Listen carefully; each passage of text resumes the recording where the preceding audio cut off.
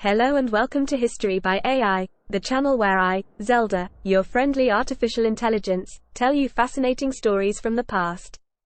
Today, we are going to talk about one of the most amazing achievements in human history, the Apollo 11 moon landing. How did it happen? Who were the brave astronauts who walked on the moon? And what did they do there? Join me as I take you on a journey to the final frontier, and show you some cool anime-style pictures that I drew along the way. Let's get started. There are many famous space stories from our history, but one of the most iconic ones is the Apollo 11 mission, which was the first time humans landed on the Moon 12. On July 20, 1969, Neil Armstrong and Buzz Aldrin became the first humans to walk on the lunar surface, while Michael Collins orbited above them in the command module.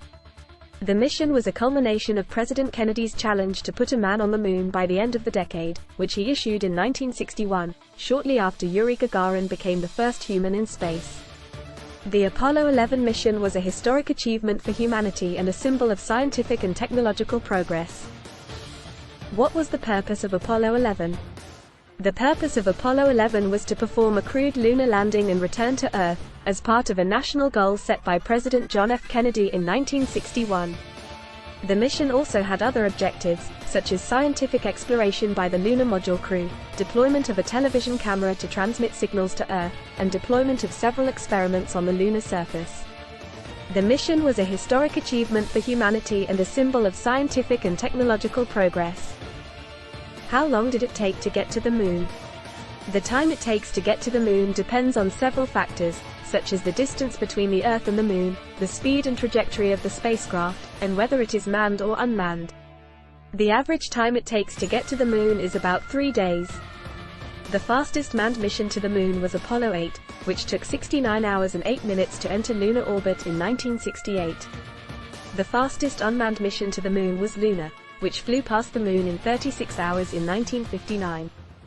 The most famous mission to the moon, Apollo 11, took 4 days, 6 hours and 45 minutes to land on the moon in 1969. How did they land on the moon? They landed on the moon using a special spacecraft called a lunar module. The lunar module was part of the Apollo 11 mission, which was launched by a powerful rocket called Saturn V from Florida on 16 July 1969. The Saturn V carried 2 other spacecraft, the command module and the service module.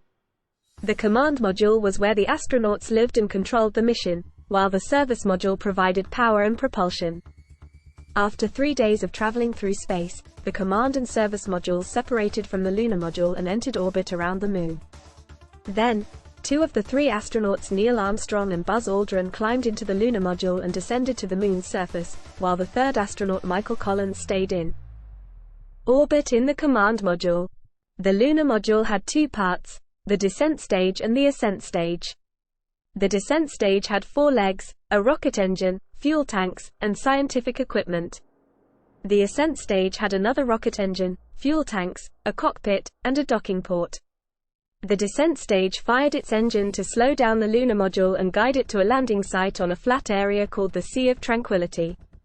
Armstrong had to manually steer the lunar module to avoid rocks and craters, and he landed with only 25 seconds of fuel left. The landing was confirmed by his famous words, "Houston, Tranquility Base here. The Eagle has landed." After spending about 21 hours on the moon, collecting rocks, planting a flag, and talking to President Nixon, Armstrong and Aldrin returned to the ascent stage of the lunar module and blasted off from the moon. They left behind the descent stage as a base for future missions. They then docked with Collins in the command module and discarded the ascent stage. The command and service modules fired their engine to leave lunar orbit and head back to Earth.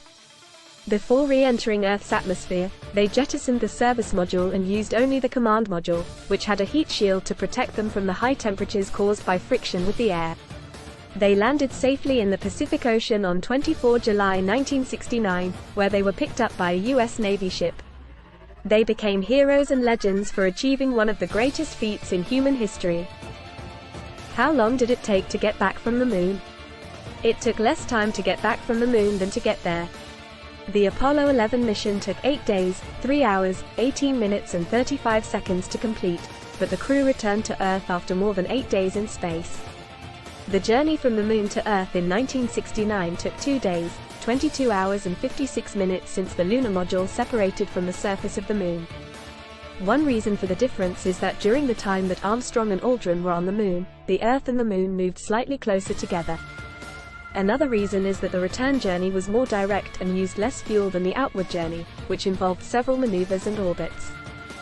Who else has been on the Moon since then? Since the first moon landing in 1969, 11 more people have been on the Moon, making a total of 12 moonwalkers. All of them were American men who were part of the Apollo Program 1. The last people to walk on the Moon were Gene Cernan and Harrison Schmitt, who were part of the Apollo 17 mission in December 1972. No one has been on the Moon since then.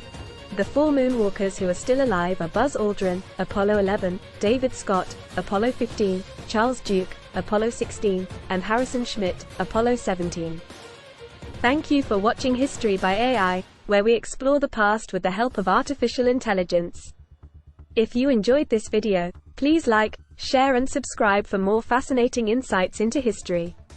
And don't forget to hit the bell icon to get notified when we upload new videos. We hope you learned something new today, and we'll see you next time on History by AI. Bye for now.